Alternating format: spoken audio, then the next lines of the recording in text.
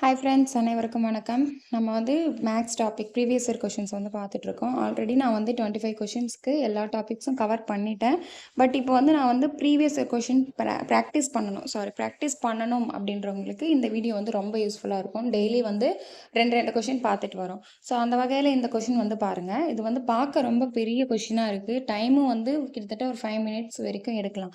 So இது எப்படி approach பண்ணலாம் அப்படின்னா, எக்ஸாம் டைமில் இதை ஸ்கிப் பண்ணிவிட்டு மற்ற எல்லா கொஷின் அட்டன் பண்ணிவிட்டு லாஸ்ட்டாக உங்களுக்கு டைம் இருக்குது அப்படின்னா அந்த டைமில் ஒரு 5 to 10 மினிட்ஸ் வச்சு நீங்கள் இந்த சம்மை வந்து சால்வ் பண்ணலாம். அந்த மாதிரி சம் தான் அப்படி தான் இந்த சம்மை வந்து அப்ரோச் பண்ணணும். ஏன்னா நீங்கள் இதை எடுத்தீங்கன்னா ஒரு கிட்டத்தட்ட ஒரு 5 மினிட்ஸு to 10 மினிட்ஸ் வரைக்கும் எடுத்துரும். மைண்ட் வந்து இதுக்கே வந்து இதுவாகிடும். ஓகேங்களா? சரி பார்க்கலாம் சம் பார்க்கலாம். ஏ மற்றும் பி என்பவர்களின் ஊதியங்களின் கூட்டுத்தொகையானது சி மற்றும் டி என்பவரின் ஊதியங்களின் கூட்டுத்தொகையை விட அதிகம் அப்படின்னு சொல்லிட்டாங்க. இது வந்து மேக்ஸ் கொஷின் படிக்கும்போது ஒரு இதுவாக தான் பார்க்கணும். ஒரே மொத்தமாக வந்து பார்த்தீங்கன்னா கன்ஃபியூஸ் ஆகிடும். என்ன சொல்லியிருக்காங்க? ஏபி அந்த 2 பேருடைய ஊதியங்களின் கூட்டுத்தொகை, அவங்க 2 பேர் ப்ளஸ் பண்ணால் நமக்கு சி மற்றும் டி என்பவரின் ஊதியங்களின் கூட்டுத்தொகையை விட அதிகம் அப்படின்னு சொல்லிட்டு கொடுத்துட்டாங்க. அதை ப்ளஸ் பண்ணும்போது சி ப்ளஸ் டி வந்து அதிகமாக இருக்கான். அதே மாதிரி அடுத்த லைனு ஏ மற்றும் சி என்பவர்களின் ஊதியங்களின் கூட்டுத்தொகை பி மற்றும் டி என்பவர்களின் ஊதியங்களின் கூட்டுத்தொகைக்கு சமம் அப்படின்னு சொல்லி கொடுத்துட்டாங்க. ஏவும் சி அவங்களது ப்ளஸ் பண்ணால் பிடி அவங்களுடைய கூட்டுத்தொகைக்கு சமம் சொல்லிட்டு ரெண்டாவது ஈக்குவேஷன் நம்ம ஃபார்ம் பண்ணிடணும்.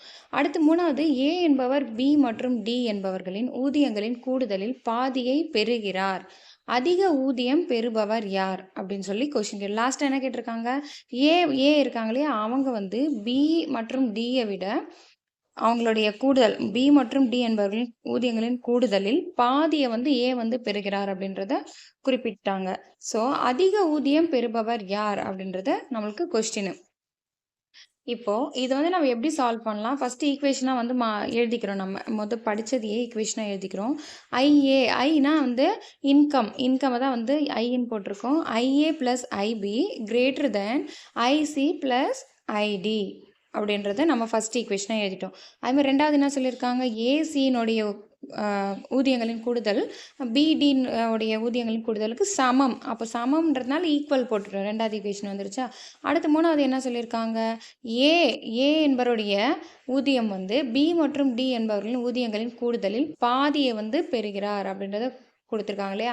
ஸோ அதுதான் நம்ம ஏற்றிருக்கோம். IA equal to IP plus ID of ஏன் போட்டிருக்கோம்? அவங்க 2 பேரில் பாதின்னு தானே போட்டிருக்கோம். ஸோ 3 ஈக்குவேஷன் வந்து ஃபார்ம் ஆயிடுச்சு. இப்போ இதுலேருந்து நம்ம என்ன கண்டுபிடிக்க போகிறோம் அப்படின்னா, ஈக்குவேஷனை வந்து சமன்படுத்த போகிறோம். எப்படின்னா, இப்போ வந்து பார்த்துக்கோங்க, இன் டேர்ம்ஸ் ஆஃப் ஏ வந்து நம்ம ரெண்டுத்துலேயுமே ஏ இருக்குது. ஈக்குவேஷன் 2லேயும் இருக்குது, ஈக்குவேஷன் 3லேயும் இருக்குது. ஏவும் இருக்குது, பட் நம்ம வந்து இந்த 2 எடுத்துக்கிறோம். இந்த ஐஏ உன்னுடைய வேல்யூவை எடுத்துகிட்டு போயிட்டு அந்த ஈக்குவேஷன் நம்பர் 2ல் வந்து நம்ம சப்ஸ்டியூட் பண்ணுறோம். ஆஃப் ஐபி ப்ளஸ் ஐடின்றது ஐஏயோட வேல்யூ. அதை எடுத்துகிட்டு போயிட்டு அதில் சப்ஸ்டியூட் பண்ணிவிட்டு plus IC equal to IP plus ID எழுதிட்டோம். இப்போ வந்து நமக்கு என்ன கிடைக்கும் அப்படின்னா, ஐசியை நமக்கு தனியாக வந்து எடுத்து இந்த பக்கம் வச்சுக்கிறோம். இந்த சைடில் ஐபி ப்ளஸ் ஐடி, அதே மாதிரி இந்த பக்கம் இருக்க ஆஃப் ஐபி ஐடி வந்து இந்த பக்கம் வந்துச்சுன்னா என்ன ஆகும்? அது ஆஃப் அப்படியே வரும், கீழே வரும். ஆனால் இது என்ன ஆகும்? இந்த டேர்ம் வந்து மைனஸில் வரும். ப்ளஸில் இருக்கிறது இந்த ஈக்குவலுக்கு இந்த பக்கம் வரும்போது மைனஸில் வருது. So minus IP by 2 minus ID by 2. இந்த ஸ்டெப் உங்களுக்கு புரிஞ்சுதா? அடுத்தது என்ன பார்க்குறோம்?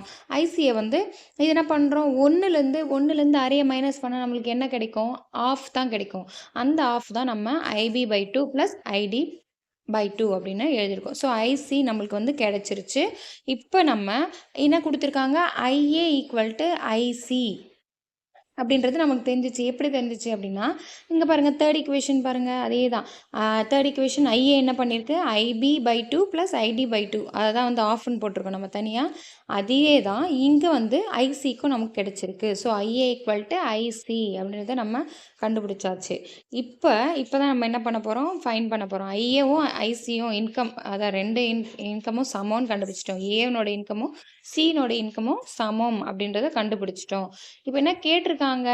ஏ என்பவர் பி மற்றும் டி என்பவர்களின் ஊதியங்களில் கூடுதலில் பாதியை பெறுகிறார் அப்படின்றத கொடுத்துட்டாங்க. அதிக ஊதியம் இதில் யார் பெறுறாங்க அப்படின்றது தான் நம்ம கொஸ்டின். இப்போ ஏவா பியா சியா டியா? இப்போ பாருங்க பி தான் அப்படின்றது நமக்கு தெரிய வருது. எப்படி அப்படின்னா இப்போ ஏவும் சியும் சமம்னு சொல்லிட்டாங்க. இப்போ இந்த பின்றவர் எப்படி இன்கேஸ் நடுவில் ஏக்கும் சிக்கும் நடுவில் வருவாரா அப்படின்றது எப்படி கண்டுபிடிக்கலாம் அப்படின்னா என்ன கொடுத்துட்டாங்க? பி மற்றும் டி என்பவர்கள் ஊதியங்களில் கூடுதலில் பாதியை தான் பெறுகிறார் அப்படின்றத சொல்லிட்டோம். அப்போ ஆவரேஜ் தான் வந்து யாரோடது? பி மற்றும் டினுடைய ஆவரேஜ் தான் ஏ அப்படின்றது நமக்கு தெரிஞ்சிருச்சு. ஸோ அப்போ ஏ வந்து கண்டிப்பாக பியை விட அதிகமாக இருக்க முடியாது அப்படின்றத கெஸ் பண்ணி நம்ம என்ன பண்ணலாம்? பி தான் பெருசு அப்படின்றத ஃபைண்ட் அவுட் பண்ணிடலாம். இந்த இதில் டேர்மில் பார்த்தீங்களா? இப்போ இதில் புரிஞ்சிச்சுங்களா இந்த சம் உங்களுக்கு? இதில் ஏதாச்சும் இன்னும் டவுட்ஸ் இருக்கா? ஏதாச்சும் டவுட்ஸ் இருந்தால் எனக்கு வந்து கமெண்ட்டில் வந்து தெரிவிங்கள். இப்போது நெக்ஸ்ட்டு ரெண்டாவது இந்த சம்மை வந்து பார்க்கலாம். இது ரொம்ப கொஞ்சம் ஈஸியான சம் தான். நமக்கு இந்த ஃபார்முலா தெரிஞ்சிச்சு அப்படின்னா இதை போட்டுடலாம். இருந்தாலும் கொஞ்சம் ட்விஸ்டடான ஒரு சம்மு பார்க்கலாம் வாங்க. ஒரு சதுரத்தின் உள்வட்டம் மற்றும் வெளிவட்டம் ஆகியவற்றின் பரப்பளவுகளின் விகிதத்தை காண்க. ஒரு சதுரம் கொடுத்துட்டாங்க, வட்டம் கொடுத்துட்டாங்க, ரெண்டுத்தையும் கொடுத்துட்டாங்க. ஸோ கொஞ்சம் ட்விஸ்டடாக இருக்க மாதிரி இருக்கும், ஆனால் ஈஸி தான் சம்மு. பாருங்கள், சதுரம் வரைஞ்சிக்கிறோம், அதுக்குள்ளே வந்து வட்டம், அதனுடைய உள்ளே வரைஞ்சால் அது வந்து உள்வட்டம், வெளியில் வரைஞ்சால் அது வந்து வெளிவட்டம். இதுதான் கான்செப்ட்டு. இப்போது பரப்பளவுகளின் விகிதத்தை தான் கேட்டிருக்காங்க. இப்போ வட்டத்தினுடைய பரப்பளவு என்ன அப்படின்னா 5r². இது நமக்கு எல்லாருக்குமே தெரியும். இது வந்து அதாச்சும் உள்வட்டம்னா நம்ம இன்சைடு, வெளிவட்டம்னா அவுட் சைடு அப்படின்ற மாதிரி கணக்கு எடுத்துக்கலாம். ஏஐனா இன்சைடு உள்வட்டம். அப்போ πr². இதில் தான் நமக்கு ட்விஸ்ட்டு. ஆறு கண்டுபிடிக்க தான் நம்மளுக்கு ட்விஸ்ட் இருக்குது. ஏன்னா இதில் வந்து பார்த்தீங்கன்னா எஸ்ன்றது என்ன அப்படின்னா நம்ம இந்த ஏரியா இருக்கு இல்லையா, அந்த ஸ்கொயர்னுடைய இந்த ஏரியா வந்து எஸ்ன்ட்டு வச்சுருக்கோம். ஸோ இதே தானே நம்மளுக்கு வந்து ஆரமாக வரும். இப்போ இந்த இதுதான் இதில் பாதி, இந்த டயாமீட்டரில் பாதி தான் ரேடியஸ் ஆரம்ன்றது வரும்ல. ஸோ இந்த நடுவில் இருக்குது s/2 அப்படின்னு போட்டுக்கிறோம். அதேமாரி இது வந்து எஸ்ன்னு போட்டுக்கிறோம். இந்த எஸ்ஸில் உள்வட்டத்தில் நம்மளுக்கு இது கண்டுபிடிக்க முடியாது இல்லையா? வெளிவட்டத்தில் நம்ம கண்டுபிடிக்க முடியாது இல்லையா? இப்போது இதுக்கு என்ன பண்ணுறோம்? மூலை விட்டத்தை கணக்கிடுறோம். மூலை விட்டத்தை கணக்கிட்டால் s√2 அப்படின்றத நம்ம வந்து பார்த்துருப்போம். a√2ன்னு பார்த்துருப்போம்ல, அதுதான் a√2 தான் நம்ம எஸ்ன்னு போட்டிருக்கோம். s√2 அது அப்படியே s√2/2 அப்படின்றத போட்டு ஸ்கொயர் பண்ணுறோம். ஏன்னா r² இல்லையா? அப்போது s√2/2 த ஹோல் ஸ்கொயர். இது மொத்தமாக s√2, அதை வந்து பாதி, அதில் பாதி தான் நம்மளுக்கு ஆரம் வந்து கிடைக்கும். ஸோ /2 ஹோல் ஸ்கொயர் அப்படின்றத போட்டாச்சு. இப்போ இதை டேலி பண்ணும்போது உங்களுக்கு ஆன்சர் வந்து பார்த்தீங்கன்னா 1/2 அப்படின்றத வரும். √2 வந்து என்ன வரும்?